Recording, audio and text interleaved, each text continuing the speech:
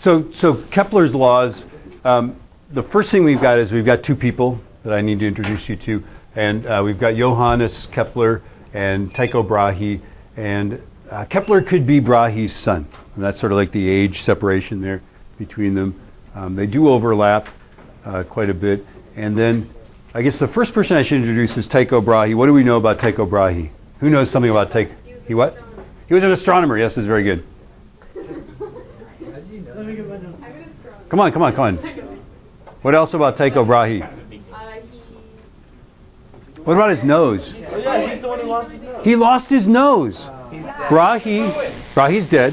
Brahe had no nose. Brahe lost his nose in a sword fight. Really? Yes. Now let's listen. Did he win? Well, apparently not. Right? Okay. And his friend cut his nose off. Now, let's continue this. It's like, why did his friend cut his nose off? Well, his friend did him a favor. Right? Because he should have, no, he didn't have a big nose. Or nose cancer. No, he did not have nose cancer. Okay? He should have killed Brahe, but he didn't. Right? So apparently, right? So why should he have killed Brahe? Because they were on a duel. It was a duel. Yeah, it was like duel to the death, and they were fighting, and they should have, one of them should have died. Right? And so apparently, if I cast it, if this was like Hollywood, right? Brahe falls on the floor, his sword goes flying, his friend has his sword, right? And he should have just gone, right? Okay? But his friend doesn't do that. His friend says, hey, Tycho, you've got something right there. Tycho looks down and the guy goes, choo, and down with the sword, right? And that's where that joke comes from. Okay, from then on, everybody's like, hey, that's a funny joke, right? And Brahe's like, oh, my nose, right? Okay, and then he had like a gold nose. He had like a one made out of gold. Why gold? Or was it gold or silver? Maybe, I don't know. That would have saved him some money, right? Like, right. So, okay. Why did he have a gold nose? Why didn't he have just like a bronze nose?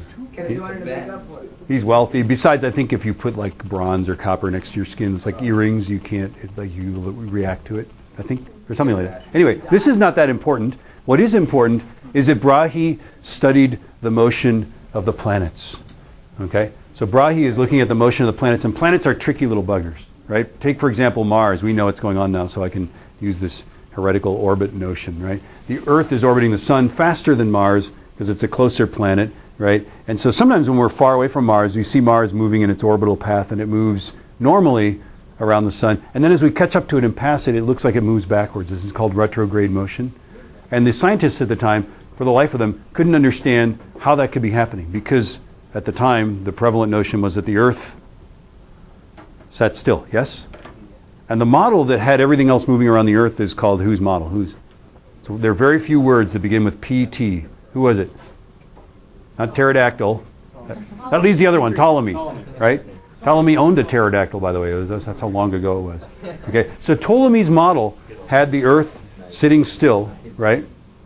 And all these planets were moving around, and it had all these it was just a crazy complicated theory, right? It basically had to be a machine, and you had to go through all these machinations to make the planets move sometimes forward and sometimes backwards, right? And then the funny thing is that although Copernicus's model was simpler, right? That's we now believe the Copernican model. It actually didn't make very good predictions. It was Kepler that actually made the Copernican model work. Okay, but if Ptolemy's model predicted the data better than Copernicus's model, the one that we now use, right? Why did people believe at the time the general consensus was that Copernicus was right? And that was because it was so simple. Ptolemy's model was just wildly complex, and there's some rule in science where the simpler explanation is probably true, even if you might go to hell or something like that for believing it, right? Okay, so these are the three laws of planetary motion, and what happened with Kepler and Brahe was Kepler basically walked up to Brahe and said, I am a smart young scientist. If you give me all your data, I will become famous. You will become the subject or the brunt of nose jokes, right? And Brahe said, nothing doing, you can't have all my data, but I'll give you some of my data if you'll work around the shop, right? And so they work together. Brahe eventually dies. Kepler gets all the data, and I don't know how long or how he figured out these three laws, but here they are. And the first one is that what we've been solving, the idea of a circular orbit, that's one special case of an orbit. In general, orbits are ellipses, and you'd better have calculus and mechanics at like the junior level in college to understand them. So they are ellipses. Remember, a circle is an ellipse. Ellipses have two focal points, yes? And a circle is the case where the points are copointular. Yes?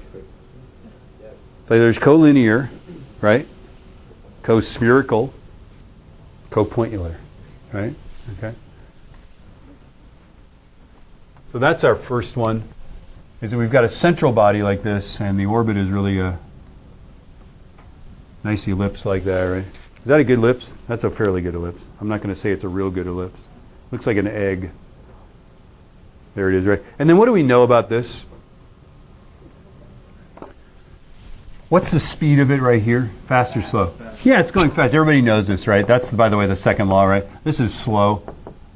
Okay? So it's going fast on this side. It's going slow out there. One way to think about this, and we haven't really learned this, but I think you've had it maybe in middle school science, right? When it's moving fast, it's got a lot of kinetic energy. Kinetic energy, energy of motion, like baseballs have kinetic energy, bullets do, et cetera, right? And it doesn't have very much potential energy, okay? Because it's not very far from the Earth. Okay, so things that are far away from the Earth have more potential. Things close to the Earth have less potential energy, right? Okay, when it's out here, it's moving slowly, so it's got a lot of potential, but not very much kinetic, right? So it slows down. That's what's going on there. And there's going to be other ways. Next time I see you, I'll explain other ways to intuitively understand why it speeds up here, slows down there, right? But for now, you're going to look at your notes, like in a couple days, and wonder why you wrote Kipi. Unless you like write something more than that, right, in your notes. PK, oh, PK. That explains it. Okay. So that's the second law. The second law says that when it's closest to the planet, it sweeps out more area than when it's farther away. So like, if you imagine a line representing the center of the central body and the center of the satellite, right? And you can imagine that thing with paint on it. It sweeps out a certain amount of area like this. This might be 1 week apart for this thing's orbit from here to here. Well, the week out here, since it's going slower, might be like that, right? And somehow these areas are the same. Now, I know I'm in a room with like, you know, a bunch of hungry teenagers, right? So one way to think about it is that's the same amount of pizza as that. Does that help? Yes? Okay. Now, I don't know, do you guys ever remember like those giant pizzas? We used to go to this place called Happy Joe's, which would serve these giant pizzas. I don't know how big they were, like 36 inches or something. I don't know, right? Okay. And then they would cut them. Every piece would be like this long, and like honest to God, just this tiny little sliver like that.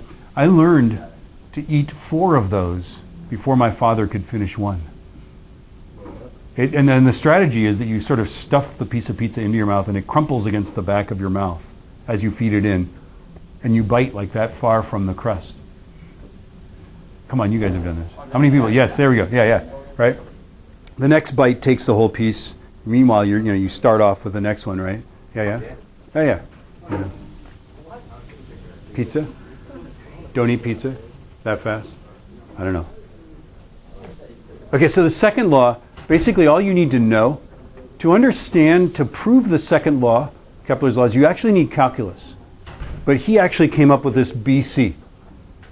That's what BC stands for, right? Before calculus, right? He actually showed this, and this is true, right? But it actually took calculus to prove this. This is before Newton came along, right? In fact, when Newton came up with his ideas like this, these are all Newton's ideas. When he came up with these, he actually checked them against Kepler's laws and showed that they said the same thing. Because Kepler's laws just describe what really happened, and your theory has to too, right? Okay, and then the third law is the formula, right? Something's got to be a formula, right? Okay, so if you've got these objects orbiting the same object, the same central body, like for example, all the planets orbit the sun, and by all the planets we mean all the planets through Saturn, right? That's all they had back then were the planets through Saturn. If you have all those planets and you have their periods and radii, right? Here's R1, here's R2, right? R2 goes to the sun with some period like that. Right? The relationship is, and I have no idea how he figured this out. He did this before there was Excel, so I don't know how he did it. I know. No, Newton actually invented Excel too. Okay, calculus and Excel. So, okay. Now, this is very cool